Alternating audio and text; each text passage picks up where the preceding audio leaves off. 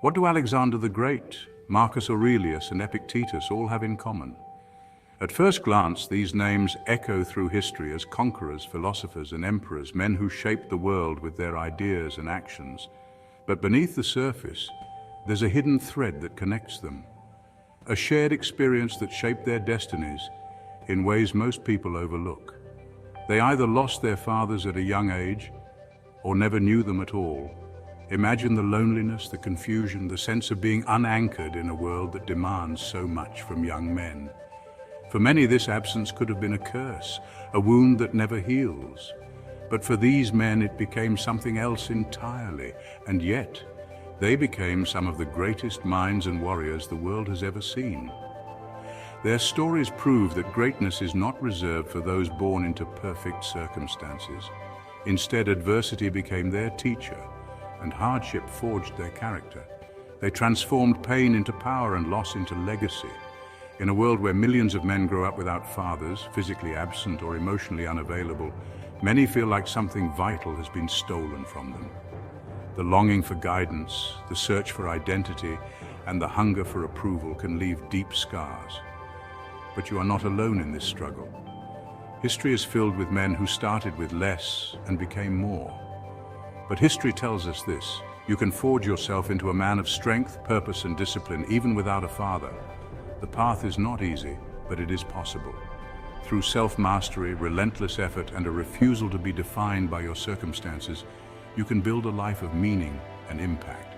This is a message not of victimhood, but of transformation. Your story is still being written. The absence you feel can become the fuel that drives you to greatness. The world needs men who rise above their beginnings, and you can be one of them. Epictetus was born into slavery, a condition that defined the early years of his life. He was not just a slave in the physical sense, but also in the societal hierarchy, where he was seen as nothing more than property. His life began in chains, both literal and metaphorical, in a world where freedom was a distant dream. He never knew his father, a void that left him searching for guidance and identity. Growing up, he often found himself alone, contemplating the world from the shadows, yearning for a connection that was never there. He was physically disabled, impoverished, and considered powerless by society. His disability was a constant reminder of his limitations, yet it also became a source of inner strength. Despite his poverty and physical challenges, he refused to let society's perception define him. Yet through philosophy, he discovered something few men do, even with perfect parents. No man is free who is not master of himself. This realization was like breaking chains that had bound him for so long. Philosophy became his guiding light, illuminating a path to true freedom and self-mastery. He was later granted freedom and opened a Stoic school. This school was not just a place of learning, but a sanctuary for those seeking wisdom and understanding. It was here that Epictetus shared his insights, teaching others to find strength within themselves. His teachings didn't just attract poor students, they trained future emperors, including Marcus Aurelius. His influence reached the highest echelons of power, shaping the minds of those who would go on to lead empires. His words resonated with people from all walks of life, transcending social and economic barriers. Epictetus became a surrogate father to fatherless men by showing them this Stoic truth: you are not what happened to you, you are what you choose to become. His teachings provided comfort and guidance, helping many to navigate the complexities of life with resilience and purpose. Through his wisdom, he empowered others to take control of their destinies, proving that true freedom comes from within. Alexander the Great lost his father Philip II at the age of 20, but before that, his true transformation came not from a biological parent, but from a mentor, Aristotle. Aristotle taught him logic, ethics, rhetoric, and perhaps most crucially, how to govern himself before governing others. I'm indebted to my father for living, but to my teacher for living well. Alexander's story reminds us, if you lack a father, find a teacher. Mentorship is the ancient path to masculine maturity. Today that could be a coach, a wise friend, a philosophical tradition, even a book. Marcus Aurelius lost his biological father at just 3 years old. In the vast marble halls of Rome, he was left with a void that could have easily consumed him. Yet even as a child, Marcus was marked by a quiet resilience, a sense of solitude that would shape his destiny. But he didn't collapse. He was adopted by Emperor Antoninus Pius, who became both a mentor and a father figure. Under Antoninus's watchful eye, Marcus was immersed in the teachings of Stoic philosophers and subjected to a rigorous education. He learned not just the art of ruling, but the discipline of self-mastery, patience, and endurance. Marcus didn't idolize strength or comfort. He embraced duty and virtue.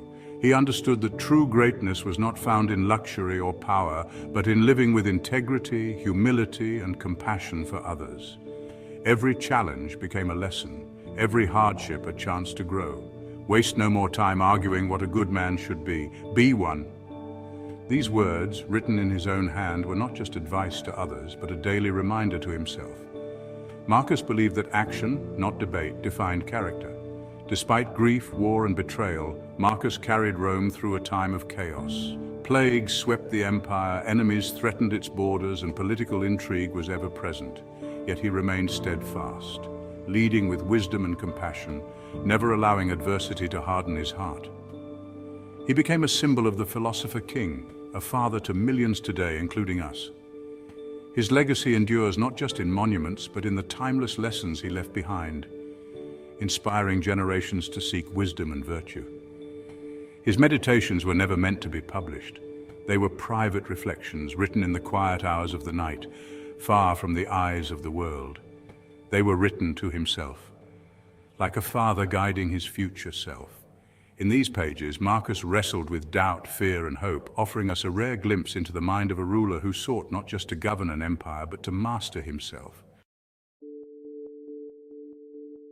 Fathers are important, but so is this truth. A sword is not strong because it is unscarred. It is strong because it has been through the fire.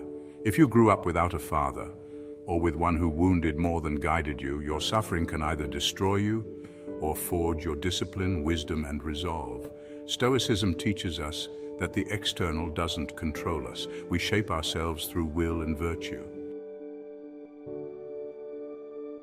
In today's world, you don't need a palace or a philosopher to mentor you. You have Marcus Aurelius in your pocket, Epictetus on your bookshelf, YouTube, podcasts, teachers, books, discipline, brotherhood. You become what you give your attention to. That's what Epictetus said. Find voices that sharpen you. Surround yourself with men who hold you to a higher standard. Replace the absent father with a Stoic code that guides your choices. You are not condemned to repeat your father's absence. You can become the father you never had for your own children, your community, and even your younger self. First, say to yourself what you would be, and then do what you have to do. That's from Epictetus. That's the Stoic path, a life of virtue, not excuses. If this video resonated with you, you're not alone. Many great men have walked this road before you. Drop a comment below. Who was your greatest mentor? And if you're building yourself into a man of discipline and purpose, subscribe for more ancient wisdom to guide the modern warrior. Let's get this channel to 1,000 subscribers and build a community that supports and helps each other. Remember, you may have grown up without a father, but you can die as a man who became one.